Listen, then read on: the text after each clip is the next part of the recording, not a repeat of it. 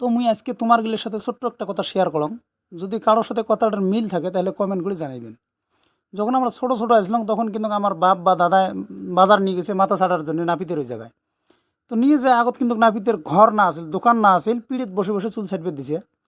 তো দাদাই হোক বা বাপে হোক জাঙিয়ে নিয়ে গেছে, তাই কিন্তু নাপিতের সাথে কিবা কিবি ডিসকাস করছে, করে আমাকে থুয়ে গেছে বাজার করবে। আর নাপিত আমাকে কইছে যখন চুল কাটাটা আরম্ভ করে তখন কইছে, বাবু চোখ মুঞ্জি থাকিস না, হলে চোখের চুল পড়বে। আমরা তো বেশ সুন্দর চোখ মুঞ্জি আছি, মানে যেমন কাটিং কাটে, মানে ডিসকাস করছে যে ওই কাটিংটা দেওয়ার পরে তো যখন চুল ছাড়া শেষ, নাপিত কয়, বাবু তোর হয়েছি। চোখ মেলি দেহি, মানে আয়না ছোটো ছোটো আয়না আছিল না, আয়নার দেহি এমন কাটিং কাটছে, না বাবড়ি না হ্যাপি, এ সিমডিও চুল ধরা না যায়, আগলে পাইছিলে গোড়ায় সমান এমন কাটিং কাটছে, যেটা নাকি বোকাচোদার মতন কাটিং, একদম নাম্বার ওয়ান, মানে হুলুডু কাটিং, ওই কাটিং দিয়ে থুছে। এটা তার কয়াও কোনো লাভ নাই, একেবারে বাজার টাজার করে এসে আমাকে ধরি বাড়ি বিলি ঘাটা। এই কথাটা কার কার সাথে মিলেছে একটু কমেন্ট করে জানাইবেন।